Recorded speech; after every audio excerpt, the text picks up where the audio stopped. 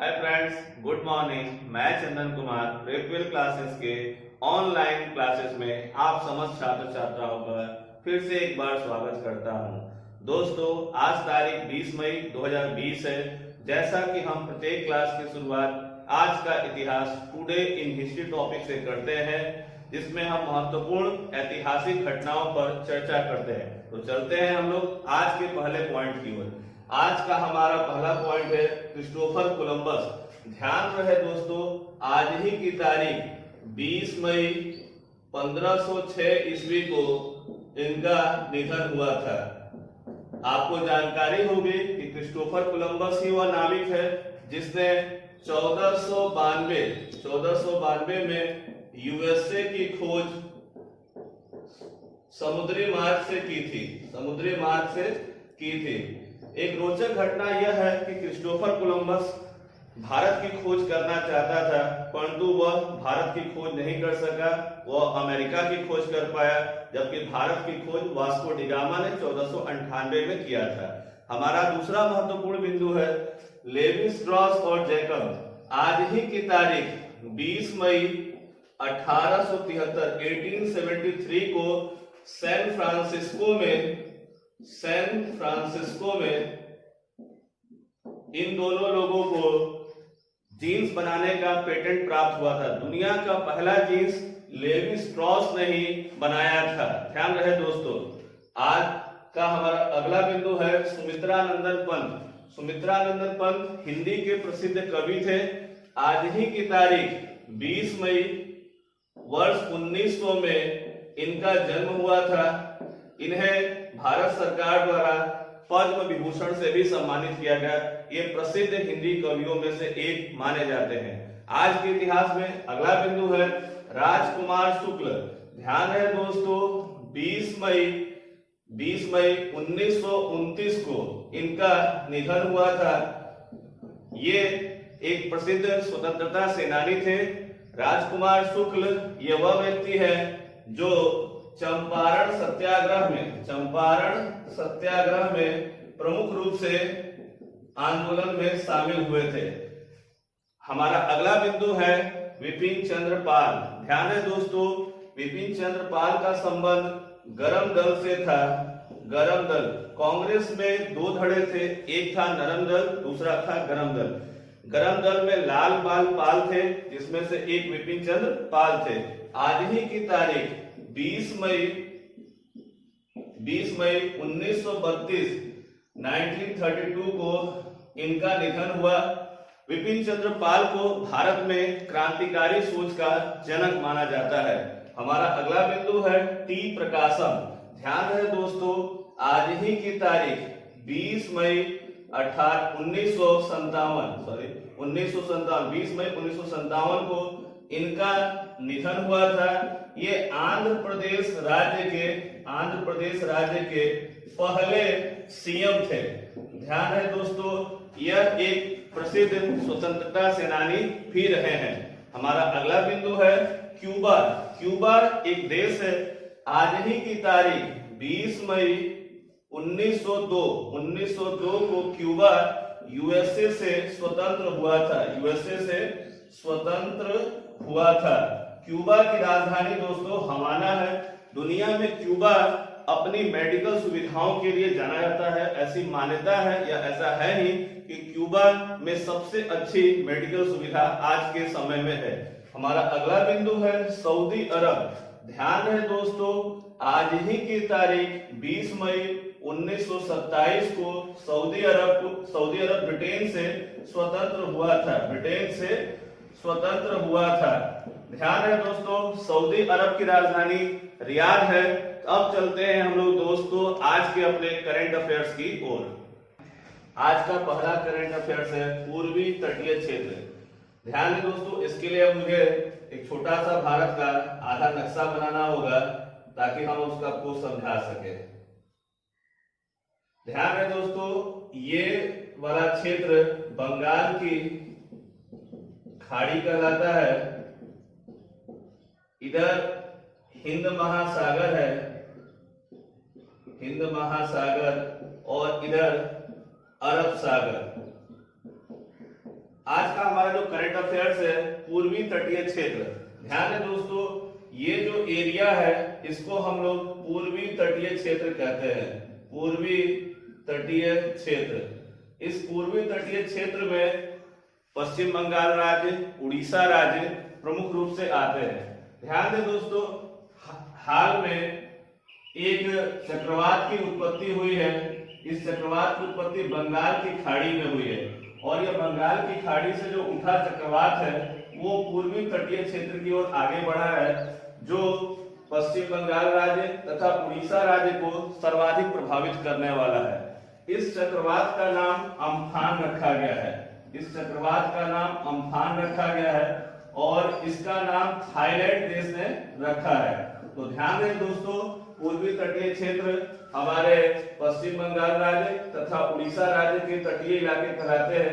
यहाँ पर बंगाल की खाड़ी से उठा एक चक्रवाती तूफान जिसका नाम अम्फान है और इसका नामकरण थाईलैंड के द्वारा किया गया है। यह भारत में प्रभावी होने वाला है और एक अनुमान के अनुसार इसकी रफ्तार 170 किलोमीटर प्रति घंटे से लेकर के 180 किलोमीटर प्रति घंटे होने की संभावना है। ध्यान रहे दोस्तों, आज का हमारा दूसरा महत्वपूर्ण करंट अफेयर्स है डोमेसाइल एक्ट। डोमेसाइल एक्ट 19 मई 2020 से जम्मू एंड कश्मीर, ध्यान रहे दोस्तों, जम्मू एंड कश्मीर राज्य में लागू हो जा रहा है। ध्यान दें दोस्तों, डोमेसाइल एक्ट के लागू होने से यह लाभ होगा कि जो जम्मू कश्मीर राज्य में 15 वर्ष से निवास कर रहे हैं या वहां से 10वीं और 12वीं की परीक्षा में से कोई पास किया हो तो उन्हें वहां की नागरिकता मिल जाएगी। पहले क्या होता था कि लोग लंबे समय तक 15, 20, 30 सालों तक रहते थे परंतु उन्हें नागरिकता नहीं प्राप्त होती थी। ध्यान रहे दोस्तों, वर्ष 2019 में ही जम्मू कश्मीर जो कि पूर्ण राज्य था, जो आर्टिकल 370 के अंतर्गत विशेष राज्य का दर्जा प्राप्त था, वहां केंद्र सरकार ने आर्टिकल 370 के पार्ट बी सी को हटा दिया है। अभी केवल पार्ट 1 शेष रह गया है। तो जम्मू कश्मीर का जो स्पेशल स्टेटस था वो अब लगभग समाप्त हो चुका है। इसलिए केंद्र सरकार ने डोमेसाइल एक्ट को वहां पर लागू कर दिया है और यह कब से लागू हुआ है? 19 मई 2020। इससे व्यक्ति को नागरिकता आसानी से मिल सकेगी। जम्मू कश्मीर की ऐसी महिलाएं जिन्होंने अन्य राज्यों में भी शादी कर रखा है उन्हें भी नागरिकता में कोई दिक्कत नहीं आएगी। हमारा ध्यान रहे एक बात और कि वर्तमान में जम्मू कश्मीर के 2 टुकड़े कर दिए गए हैं। जब एक हिस्सा का नाम जम्मू एंड कश्मीर एक यूनियन टेरिटरी के रूप में और दूसरा जो हिस्सा है वो लद्दाख यूनियन टेरिटरी के रूप में हो चुका है। हमारा अगला बिंदु है पब्लिक हेल्थ स्कूल। ध्यान दें दोस्तों, देश की प्रतिष्ठित विश्वविद्यालय डीयू दिल्ली यूनिवर्सिटी जो कि एक देश का केंद्रीय विश्वविद्यालय है, उसने अपने यहाँ पब्लिक हेल्थ स्कूल की स्थापना की बात कही है जिसके अंतर्गत पब्लिक हेल्थ पर रिसर्च किया जाएगा ताकि आने वाले समय में कैसे लोगों की स्वास्थ्य बेहतर से बेहतर हो सके उस पर जारी किया जाए। हमारा अगला बिंदु है विशाल मेगा मार्ट। ध्यान देंगे दोस्तों, यह भारत के प्रतिष्ठित कंपनियों में से एक है विशाल मेगा मार्ट तथा अभी हाल ही में फ्लिपकार्ट के बीच में एक समझौता हुआ है दोस्तों। फ्लिपकार्ट के बीच में एक समझौता हुआ है। इस समझौते के अंतर्गत यह हुआ है कि फ्लिपकार्ट विशाल मेगा मार्ट के सामानों को होम डिलीवरी की सुविधा देगा। ध्यान रहे दोस्तों, फ्लिपकार्ट की स्थापना भारत के ही 2 लोगों ने, सचिन बंसल और विनी बंसल ने किया था। हमारा अगला बिंदु है बुंडेसलीगा फुटबॉल लीग। ये मोस्ट इंपॉर्टेंट होगा दोस्तों। क्यों? चूंकि जब इस समय पूरा देश, पूरी दुनिया में कोविड का दौर चल रहा है, सभी तरह की खेल प्रतिस्पर्धाओं पर रोक लगा दिया गया है, उन्हें पोस्टपोन करके अगले वर्ष के लिए कर दिया गया। तो वर्ष 2020 में कोविड-19 के दौर में जो पहला खेल टूर्नामेंट हो रहा है उसी का नाम है Bundesliga football league. Bundesliga football league ये जर्मनी में आयोजित होगा। ध्यान रहे दोस्तों, ये जर्मनी में आयोजित होगा और ये यहाँ की लोकल टीमें जो होती हैं, जैसे भारत में आईपीएल खेला जाता है, उसी तरह से ये फुटबॉल लीग का आयोजन हो रहा है। ध्यान है दोस्तों, कोविड-19 के समय में पहला खेल टूर्नामेंट कौन सा हो रहा है? तो बुंडेसलीगा फुटबॉल लीग। कहां हो रहा है? तो जर्मनी देश में हो रहा है। खास बात यह भी है दोस्तों कि यह जो खेल का आयोजन है, इसमें खिलाड़ी तो होंगे परंतु स्टेडियम में दर्शक नहीं होंगे। खास बात यह है। हमारा अगला बिंदु है चरण पादुका पहल। चरण पादुका पहल का संबंध मध्य प्रदेश राज्य से है, एमपी स्टेट से है। मध्य प्रदेश राज्य के सबसे पहले वहां की पुलिस व्यवस्था के अंतर्गत जो प्रवासी मजदूर है जो मध्य प्रदेश से गैर राज्यों को जा रहे हैं, उनके पैरों में चप्पल जूते नहीं है, उनके लिए सरकार ने एक पहल स्टार्ट कर रखी है जिसका नाम है चरण पादुका पहल। ऐसे लोग जिनके पैर नंगे हैं, उन्हें क्या है कि चप्पल जूते प्रोवाइड किए जा रहे हैं बिना पैसे के। अगला बिंदु है बॉब वाटसन। ध्यान दें दोस्तों, बॉब वाटसन का संबंध बेसबॉल से है। किससे दोस्तों संबंध? बेसबॉल।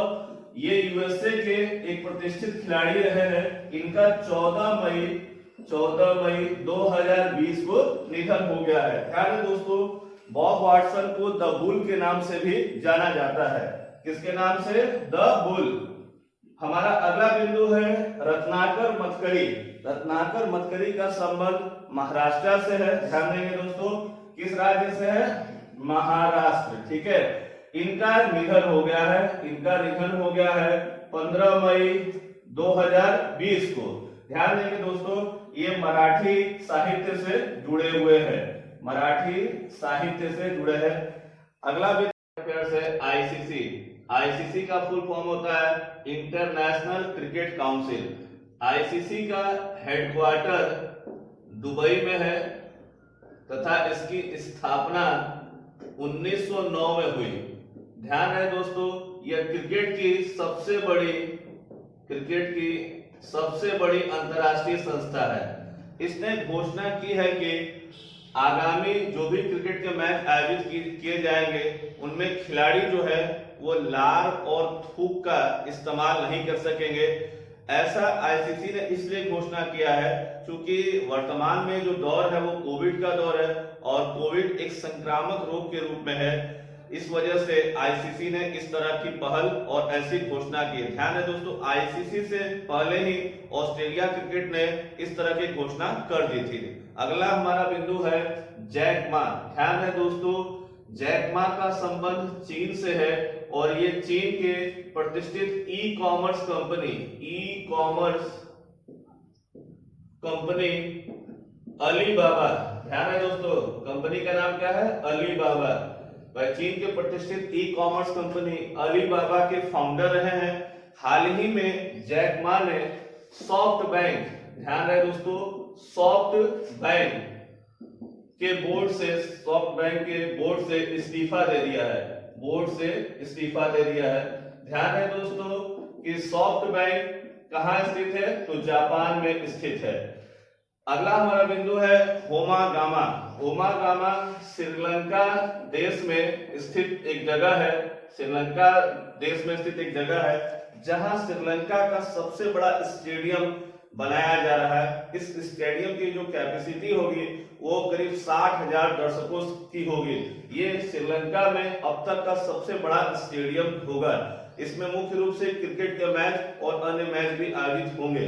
ध्यान है दोस्तों, श्रीलंका भारत का एक समुद्री पड़ोसी देश है जो हिंद महासागर में स्थित है। ध्यान है दोस्तों, श्रीलंका को हिंद महासागर का मोती भी कहा जाता है और श्रीलंका की आर्थिक राजधानी कोलंबो है, जबकि उसकी प्रशासनिक राजधानी श्री जयवर्धनापुरम कोट्टे है।